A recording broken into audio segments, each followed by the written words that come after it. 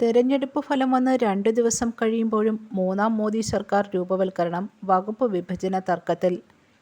ബി.ജെ.പിക്ക് ഒറ്റയ്ക്ക് കേവല ഭൂരിപക്ഷം ലഭിക്കാത്ത സാഹചര്യത്തിൽ ഘടകകക്ഷികളായ നിതീഷ് കുമാറിൻ്റെ ജനതാദൾ യുണൈറ്റഡും ചന്ദ്രബാബു നായിഡുവിൻ്റെ തെലുങ്കുദേശം പാർട്ടിയും പ്രധാന വകുപ്പുകൾക്ക് സമ്മർദ്ദം ചെലുത്തിത്തുടങ്ങിയതോടെയാണ് മന്ത്രിസഭ രൂപവൽക്കരണം നീളുന്നത്.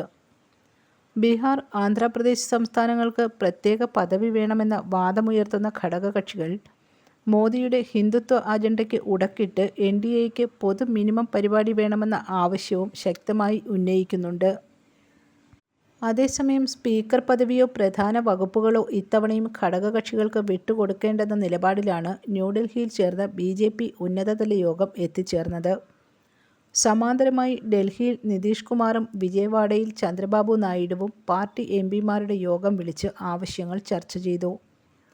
2014-ലും 2019-ലും സ്വന്തം നിലയ്ക്ക് ഭൂരിപക്ഷമുണ്ടായിരുന്നതിനാൽ പ്രധാനപ്പെട്ട വകുപ്പുകളൊന്നും ഘടകകക്ഷികൾക്ക് കൊടുത്തിരുന്നില്ല.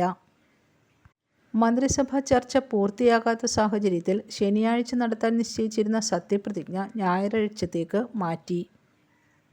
ഞായറാഴ്ച വൈകിട്ട് രാഷ്ട്രപതി ഭവനിൽ നടക്കുന്ന സത്യപ്രതിജ്ഞാ ചടങ്ങിൽ ബംഗ്ലാദേശ് പ്രധാനമന്ത്രി ഷെയ്ഖ് ഹസീനയും ശ്രീലങ്കൻ പ്രസിഡന്റ് റെനിൽ വിക്രംസിംഗെയും പങ്കെടുക്കും.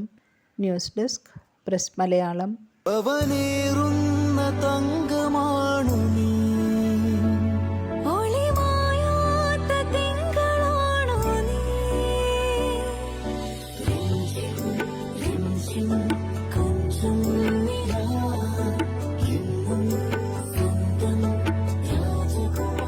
Be a Rajakumari. Rajakumari Gold and Diamonds. The trust of Travancore. Rajakumari.